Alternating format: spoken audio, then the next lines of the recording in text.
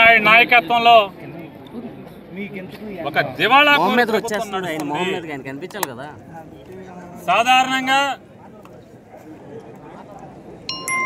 మనం గుజరాత్లో ఒక నీరవ్ మోడీ అనో లేదా బెంగళూరులో ఒక మల్లైనో లేదా ఇట్లాంటి బ్యాంకు దోపిడీదారులను చూస్తాం. వాళ్ళ కంపెనీలన్నీ కూడా బ్యాంకుల్లో అప్పులు తెస్తాయి, కంపెనీ దివాళా తెస్తుంది, వాళ్ళ ఆస్తులు మాత్రం ఆకాశాన్ని అంటుతాయి. అట్టాగే నారా చంద్రబాబు నాయుడు, నారా లోకేష్ నాయుడు, పవన్ నాయుడు ఆస్తులు మాత్రం గడిచిన 15 మాసాలుగా కుప్పలు పేరుకుంటూ పోతున్నాయి. రాష్ట్ర ప్రభుత్వం మాత్రం ప్రజలు మాత్రం దివాళా తీయించే పరిస్థితులకు వస్తున్నారు. ఇవాళ ఇసుక అమ్ముతున్నారు, బూడిద అమ్ముతున్నారు, మట్టి అమ్ముతున్నారు, దేవుడి భూములను అమ్ముతున్నారు, ఆఖరికి ప్రజల ఆస్తుల్ని చెరబడుతున్నారు. ఇంటి పన్ను మార్చాలంటే 25,000 తెలుగుదేశం పార్టీ పచ్చ చొక్కా కార్యకర్తకి ఇవ్వందే ఇంటి పన్ను మారే పరిస్థితి లేదు. ఎంఆర్ఓ ఆఫీసులో పాస్ పుస్తకం ఇవ్వాలంటే ఆస్తి విలువను బట్టి 50,000 నుంచి 3, 4, 5 లక్షలు ఎకరానికి ఆ ఆస్తి విలువను బట్టి డబ్బు లంచం కొడితే కానీ ఎంఆర్ఓ ఆఫీసులో పాస్ పుస్తకం వచ్చే పరిస్థితి లేదు. ఎవడన్నా ఎమ్మెల్యే ఇంటికి వెళ్ళి చెప్పుకుందామంటే పట్టించుకునేవాడు లేడు. వాడు ఎవడగాడు బ్యాంకుల్లోనే మాత్రమే చూసేవాళ్ళం ఇదివరకు. డబ్బులు నోట్లు లెక్కెట్టే మెషిన్లు. ఇవాళ తెలుగుదేశం పార్టీ ఎమ్మెల్యేలు మంత్రులలో 1-2 మెషిన్లు కొనుక్కుని లెక్కెట్టుకునే పరిస్థితిలో ఉన్నారు. వారం సాయంత్రం శనివారం అవగానే పవన్ కళ్యాణ్, నారా చంద్రబాబు నాయుడు, నారా లోకేష్ నాయుడు ఈ రాష్ట్రంలోని మంత్రులందరూ కూడా విమానాలెక్కి హైదరాబాద్ వెళ్ళిపోతున్నారు. వెనక ఎస్కార్ట్ కారుల్లో మూటలు హైదరాబాద్ వెళ్ళిపోతున్నాయి. వీళ్ళు మాత్రం పెరిగిపోతున్నారు, వీళ్ళ ఆస్తులు పెరిగిపోతున్నాయి. ఎన్నికల అఫిడవిట్లో ఇచ్చిన ఆస్తులకి ఇవాళ వాళ్ళు కొనుక్కున్న ఆస్తులకి చూస్తే అసలు పగలకి రాత్రికి ఉన్నంత తేడా ఉంది. కానీ గవర్నమెంటు జనాల మీద మాత్రం 2,25,000 కోట్ల రూపాయలు అప్పులు తెచ్చింది. అక్షరాల 2,25,000 కోట్ల రూపాయలు ఈ 15 మాసంలో. ఏ చేతులు పడిపోయినాయా నారా చంద్రబాబు నాయుడు అని అడుగుతున్నాను.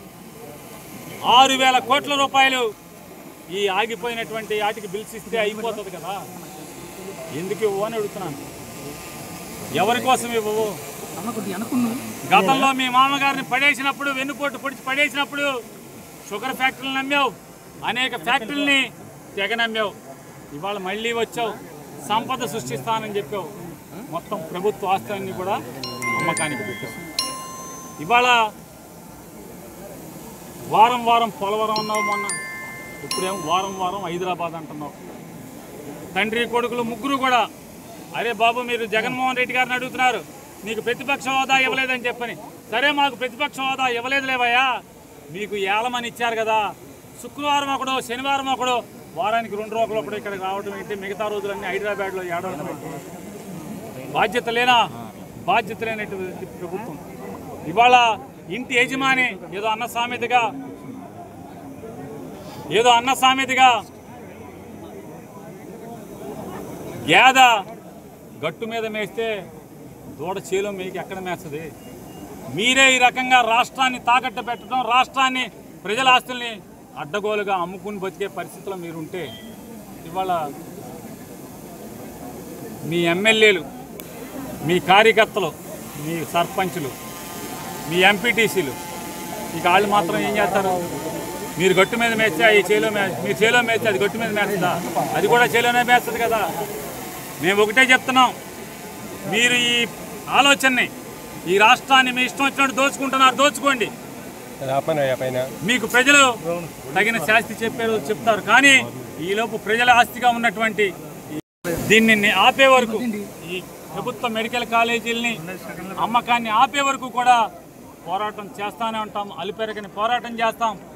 అంతిమంగా దుర్మార్గులైనటువంటి లేదా దోపిడీదారులైనటువంటి మీరే గనక సిగ్గు ఎగ్గు లేకుండా, నిర్లజ్జగా, భయం లేకుండా ఈ కాలేజీలని మీ బినామీలకి అమ్ముకుంటే కనుక ఖచ్చితంగా రాబోయే ప్రజాప్రభుత్వంలో ఈ కాలేజీలన్నీ కూడా వెనక్కి లాక్కుని మొత్తం ప్రజల ఆస్తిగా గవర్నమెంట్ నడిపేదానికి కూడా మేము గట్టిగా నిలబడతామని కూడా ప్రజలకు హామీ ఇస్తూ మరొక్కసారి చంద్రబాబు నాయుడికి, పవన్ కళ్యాణ్కి, లోకేష్ నాయుడికి డిమాండ్ చేస్తున్నాం.